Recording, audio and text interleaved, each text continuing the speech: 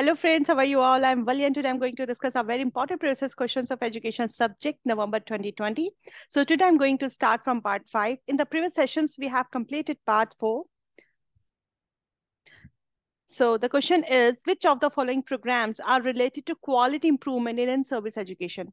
आपको बताना है उन प्रोग्राम के बारे में जो क्वालिटी इंप्रूवमेंट के लिए यूज किए जाते हैं और इन सर्विस एजुकेशन के लिए यूज किए जाते हैं। तो अगर हम इन सर्विस की बात करें तो दैट मीन जब आप अपनी जॉब के अंदर हैं एट दैट टाइम कौन से प्रोग्राम्स होते ऐसे होते हैं जो बहुत ज़्यादा क्वालिटी इंप्रूवमेंट के लिए यूज किए जाते हैं। दैट मीन्स जहाँ पे आपकी स्किल्स डेवलप की जाएगी, आपकी नॉलेज को इनहेंस किया जाएगा। तो अगर हम फाउंडेशन कोर्स की बात देखते हैं तो ये तो सब प्री सर्विस में आता है। स्किल डेवलपमेंट प्रोग्राम्स की बात की जाती है जब आप इन सर्विस में होते हैं। फैकल्टी डेवलपमेंट प्रोग्राम्स को जिन्हें हम कहते हैं, जहाँ पे स्किल्स डेवलप कराई जाती है, नॉलेज कंटेंट को आप किस तरह से पढ़ाएंगे, कैसे डिलीवर करेंगे लेक्चर को, इन सारे स्किल्स को आपको इनहेंस किया जाता है।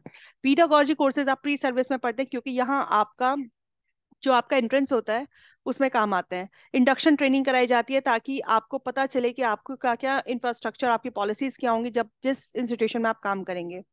आपकी कॉम्पिटेंसी को डेवलप किया जाता है through micro simulation.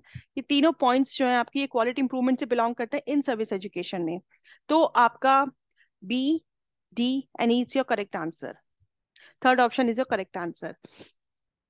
Next question है हमारा, आइडेंटिफाई करना है आपको वो फैक्टर्स जो कि हेल्प करते हैं किस चीज में, सोशल मोबिलिटी में, जो हेल्प करते हैं कैसे आप सोशली मूव करेंगे, कैसे मोबाइल होंगे, उस चीज में हेल्प करेंगे। एजुकेशन, एजुकेशन आप जिसके घर में जिन जिन फैमिलीज में अच्छी एजुकेशन होती है वो लोग बहुत इजीली मोबाइल कर जाते हैं, इजीली अपग्रेड हो जाते हैं, कह सकते हैं ये बात। कास्ट इस चीज में फोकस नहीं करती। आपकी अच्छी इनकम होगी तो आपका उठना बैठना अच्छे लोगों में होगा, आपका इंटरेक्शन अच्छे लोगों से होगा। आपकी ऑक्यूपेशन हर तरह से, ये एक बहुत इंपॉर्टेंट फैक्टर होता है कि आप किस जगह काम कर रहे हैं, क्या आपका इनपुट है, किस तरह से आप इनकम, सोर्स ऑफ इनकम है आपकी, क्या इनकम है, क्या ऑक्यूपेशन में आप किस तरह के लोगों के साथ आप काम कर रहे हैं। तो ये चीजें बहुत इंपॉर्टेंट होती है। Religion and caste is not a factor for social mobility. तो education, income and occupation both तीनों आपके करेक्ट ऑप्शंस हैं। नेक्स्ट क्वेश्चन है हमारा जो कि आपका साइकोलॉजी से बिलोंग करता है। Who among the following behaviourist theorist of learning, जो कि एडवोकेट करते हैं role of cognitive and moral moral concepts. तो आपके कौन से थ्योरिस्ट थे जिन्होंने कॉग्निटिव और मोलर दोनों कॉन्सेप्ट्स के बारे में बात की थी? वो थे आपके टॉलमैन, ठीक है। थॉर्नडाइक ने आपको ट्रायल एंड एरर थ्योरी दी थी, हलमैन की ड्राइव रिडक्शन थ्योरी थी, लेकिन जो टॉलमैन थे इनका जो थ्योरीज थी वो कॉग्निटिव और मोलर कॉन्सेप्ट्स के ऊपर थी। तो जो टॉलमैन है आपके, वो उनकी जो थ्योरी थी लर्निंग की वो ज्यादातर रोल ऑफ कॉग्निटिव और मोरल कॉन्सेप्ट्स को डिफाइन करती थी। नेक्स्ट क्वेश्चन है हमारा, यहाँ पे आपको मोबाइल एप्लीकेशन की टाइप्स दी हैं। देखिए, native, these are all the mobile application types. Mobile web, hybrid, जब आप दो मिक्सिंग करके यूज करते हैं। But immigrants are not the mobile application. तो native, mobile web and hybrid ये आपका मोबाइल एप्लीकेशन के टाइप्स हैं। नेक्स्ट क्वेश्चन है हमारा, to improve pre service teacher education programme, कब इम्प्रूव करने के लिए? इम्प्रूव करने के लिए जो आपका pre service teacher education programme है, एस्पिरेंट्स को क्या करना पड़ता है? अपनी टीचिंग प्रोफेशन में आने के लिए स्क्रीनिंग करानी पड़ती है, एप्टीट्यूड देखना पड़ता है उनका टीचिंग का। दैट मीन्स जब आप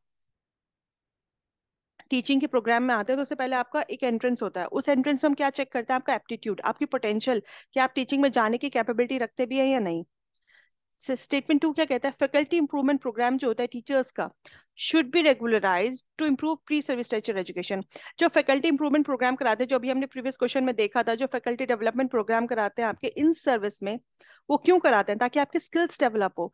प्री सर्विस थोड़ी ना कराते। प्री सर्विस से क्या मतलब है? यहाँ अगर इन सर्विस होता तो आपका ठीक हो जाता, प्री सर्विस दे दिया इसलिए गलत हो गया आपका।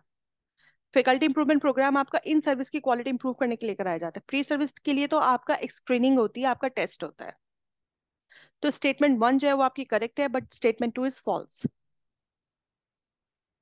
अ student has graduated from a university, एक स्टूडेंट जो है ग्रेजुएटेड है किससे? यूनिवर्सिटी से। ही और she wants help in making the choice of stream of education, वो आगे जो स्ट्रीम लेना चाहते हैं, मे बी 10th का सॉरी ग्रेजुएटेड है यूनिवर्सिटी से, आगे वो मास्टर्स के लिए स्ट्रीम चूज करना चाहता है कि वो किस फील्ड में जाए। तो इस तरह की गाइडेंस को आप किस केस में रखेंगे? Educational guidance, social guidance, personal guidance या फिर वोकेशनल गाइडेंस? पर्सनल गाइडेंस तब होती है जब आप, वो बच्चा पर्सनली आपसे कुछ पर्सनल कुछ एंग्जाइटी कुछ स्ट्रेस का डिस्कशन करता। प्रोफेशनल करियर काउंसलिंग से रिलेटेड कुछ बात होती जहां आपको उसको गाइड करना पड़ता। सोशल गाइडेंस की बात होती जब उसकी कुछ ही सोशली कोई ऐसी इशू होता जिसको आपको सॉल्व करना पड़ता। यहाँ बात हो रही है एजुकेशनल गाइडेंस की। एजुकेशनल गाइडेंस उस बच्चे को कौन सी स्ट्रीम चाहिए उसके लिए आपको गाइड करना है, और वो ऑलरेडी ग्रेजुएटेड स्टूडेंट है, दैट मीन्स उसने ग्रेजुएट पास आउट किया है, बीए बीएससी का स्टूडेंट है, तो यहाँ आपकी एजुकेशनल गाइडेंस आएगी। नेक्स्ट क्वेश्चन है हमारा, बहुत अच्छा क्वेश्चन है। When teaching learning material is introduced offline, जब आपका टीचिंग लर्निंग मटेरियल इंट्रोड्यूस कैसे हो रहा है, ऑफलाइन, ठीक है, और लर्नर्स क्या करें, असेस कर पा रहे हैं कंटेंट को, किसी भी टाइम वो देख सकते हैं, क्लास स्टार्ट कर सकते हैं, उसको उसको स्टडी को पूरा पढ़ सकते हैं, पढ़ने के बाद जो भी क्वेश्चंस उनके हैं वो सब लिख के क्लासरूम में टीचर से पूछ सकते हैं। तो इस तरह के क्लासरूम को आप क्या करेंगे, जब आपका लर्निंग मटेरियल जो वो ऑफलाइन बच्चों को दिया जा रहा है, बच्चे पढ़ रहे हैं, उससे रिलेटेड जो भी प्रॉब्लम्स है, जो भी क्वेश्चंस वो पूछना चाहते हैं, फिर वो क्लास में पूछ लेते हैं।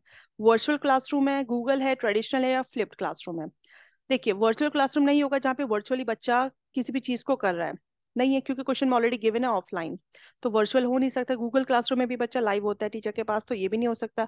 ट्रेडिशनल क्लासरूम में इसलिए नहीं होगा क्योंकि बच्चा ऑलरेडी इस चीज को असेस कर पा रहा है, कंटेंट को एक्सेस कर रहा है ऑफलाइन, क्लास स्टार्ट होने से पहले, और उन क्वेश्चंस और प्रॉब्लम्स को पूछ रहा है क्लासरूम के अंदर। This is a different from traditional classroom.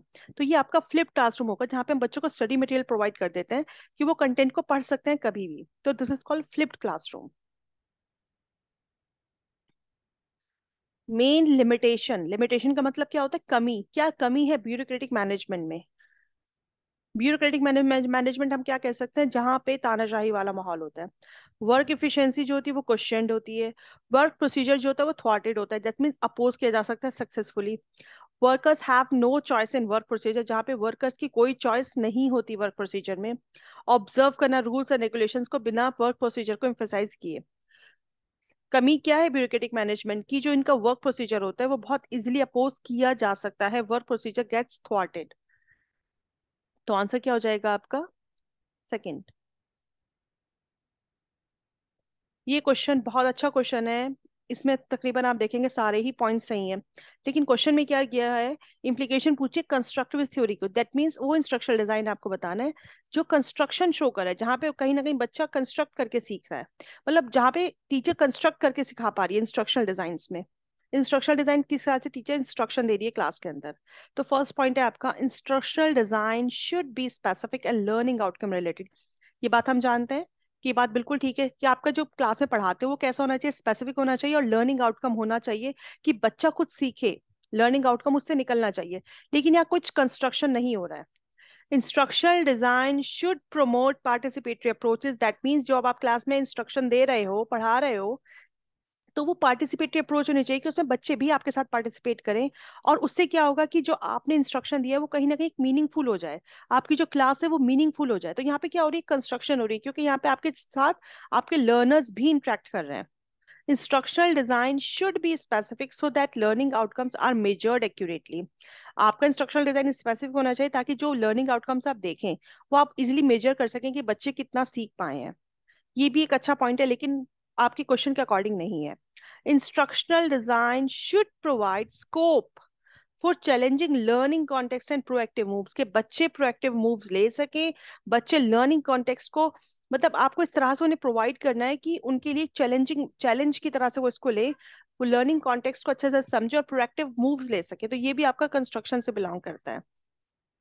Instructional design promote cognitive rather than Meta cognitive process, ये पॉइंट गलत है, क्योंकि आपका जो भी इंस्ट्रक्शन होगा, मेटा कॉग्निटिव का मतलब होता है कि बच्चा, यहाँ इन्होंने इसलिए इस पॉइंट को गलत कर दिया तो इसलिए ये आंसर नहीं होगा। अगर मेटा कॉग्निटिव प्रोसेस को करते हैं तो क्या मतलब, बच्चा थिंक कर रहा है, बच्चा थिंकिंग रीथिंकिंग कर रहा है, तो रीथिंकिंग से क्या होगा, बच्चे का कंस्ट्रक्शन होगा, बच्चा सोचेगा कि उसने पहले क्या लर्न किया था और अब वो क्या लर्न कर रहा है, रिफ्लेक्ट करेगा। तो ये अच्छा पॉइंट बनता है, लेकिन उन्होंने रेदर देन कर दिया तो आपका पॉइंट गलत हो गया।